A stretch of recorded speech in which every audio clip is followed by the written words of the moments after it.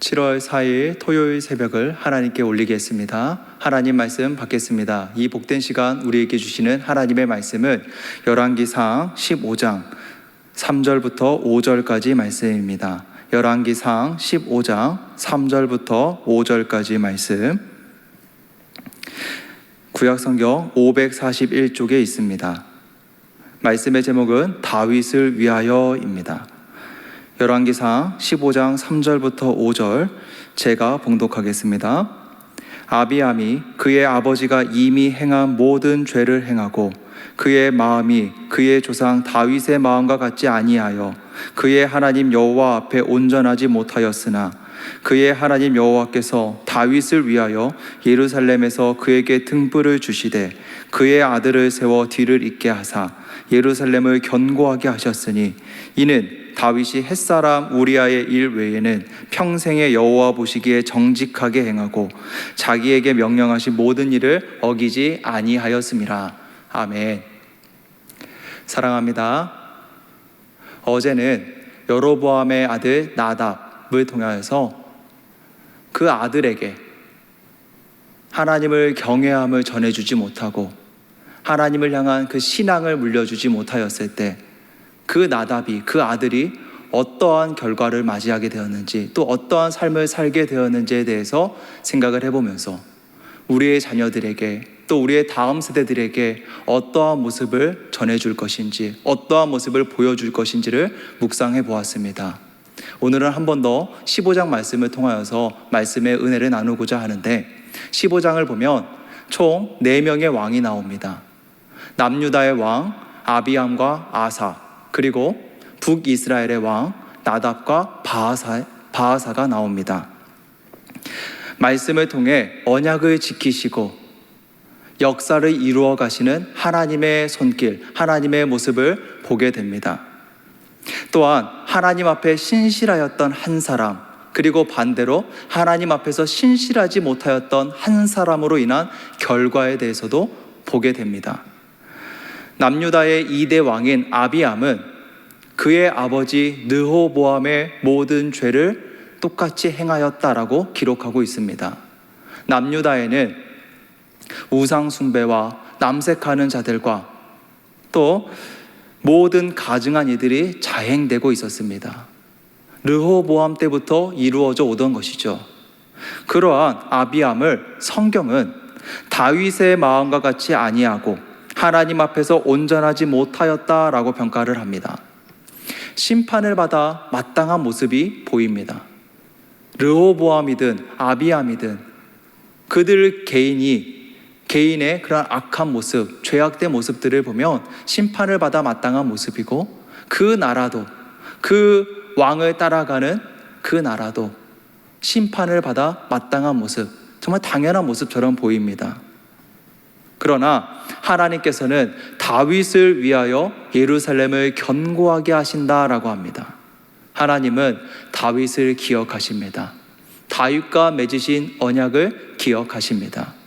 하나님께서 다윗과 맺으신 언약은 사무엘하 7장 13절에 보면 그는 내 이름을 위하여 집을 건축할 것이요 나는 그의 나라 왕위를 영원히 견고하게 하리라 라고 하셨습니다. 그리고 그 언약을 기억하시고 이루어 가시는 하나님의 손길이 오늘 본문인 4절에 기록되어 있는 것입니다. 4절을 다시 보면 그의 하나님 여호와께서 다윗을 위하여 예루살렘에서 그에게 등불을 주시되 그의 아들을 세워 뒤를 잇게 하사 예루살렘을 견고하게 하셨으니 라고 합니다. 비록 르호보암이나 아비암은 하나님의 길을 따르지 아니하였지만, 그 다윗의 길을 따라가지 않았지만 하나님은 다윗과 맺으신 언약을 파기하지 않으셨습니다. 그리고 아비암의 뒤를 이어서 남유다의 경건한 왕 중에 한 명인 첫 번째인 아사가 왕이 됩니다. 아사에 대한 성경의 평가는 11절을 보면 아사가 그의 조상 다윗같이 여호와 보시기에 정직하게 행하여 라고 하고, 14절을 보면 다만 상당은 없애지 아니하니라 그러나 아사의 마음이 일평생 여호와 앞에 온전하였으며 라고 합니다. 아사는 죄악된 나라를 개혁하였습니다. 비록 상당을 없애지 못했다라는 오점은 남겼지만 하나님 앞에 온전한 왕이라는 평가를 받게 됩니다. 그리고 이제 15장 후반부에 가면 북이스라엘의 모습이 나오는데 여로보암의 뒤를 이은 나답이 왕이 되고, 그리고 왕이 된 지 2년 만에 이 나답은 바하사의 반역으로 인해서 죽게 됩니다.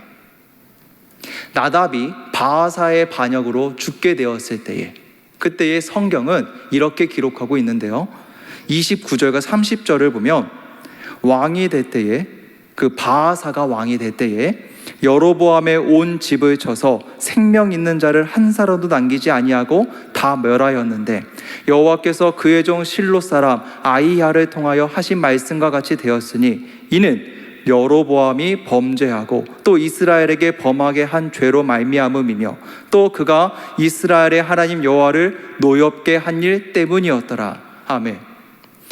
앞서서 14장을 보면은 여로보암이 어떻게 하나님을 노엽게 하였고 여로보암의 죄로 인해서 하나님이 무엇이라고 말씀하셨는지가 나옵니다.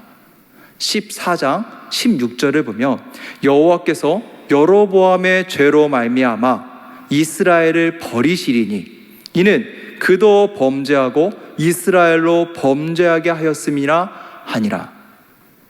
하나님께서는 다윗을 위하여, 다윗으로 인하여 나라를 견고하게 하셨습니다.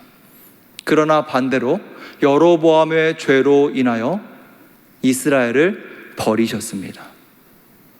말씀을 정리하겠습니다. 사랑하는 성도 여러분, 하나님께서는 언약을 지키시고 역사를 이루어 가시는 분이심을 믿으시기 바랍니다. 우리의 삶을 하나님께서 보고 계심을 기억하시기 바랍니다.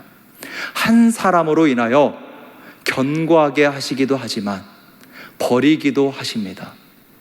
바라기는 우리가 먼저 하나님 앞에서 정직하게 행하는 온전한 성도가 되어서 우리를 통하여, 우리를 위하여 우리 가정을, 이 사회를, 이 나라를 견고하게 하시기를 소망합니다.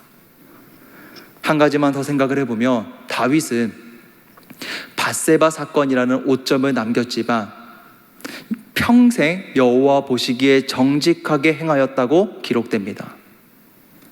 아사는 산당을 없애지 못했다라는 오점은 남겼지만 일평생 하나님 앞에서 온전하였다라고 기록되어져 있습니다. 성도 여러분, 우리의 신앙이 과거형이 되지 않기를 바랍니다. 예전에는 이랬는데, 옛날에는 이만큼 했는데, 그러한 과거형이 되지 않기를 바랍니다. 날마다 새롭고 날마다 뜨겁고 매일매일 주시는 그 하나님의 말씀의 은혜로 풍성하여지고 오늘 하루만이 아닌 일평생 하나님 앞에 온전한 자로 살아가시기를 축원합니다. 기도하겠습니다. 사랑의 주님, 주님만을 바라보고 주님만을 사랑하는 온전한 성도가 되게 하여 주시옵소서. 다윗을 위하여 나라를 견고하게 하신 것처럼 우리를 위하여, 우리로 인하여 나라를, 가정을, 이 사회를 견고하게 하시는 은혜가 있게 하여 주시고 날마다 주님 앞에서 새로워지고 뜨거워지는 오늘 하루 우리의 평생이 되게 하여 주시옵소서. 살아계신 예수 그리스도의 이름으로 기도드립니다. 아멘.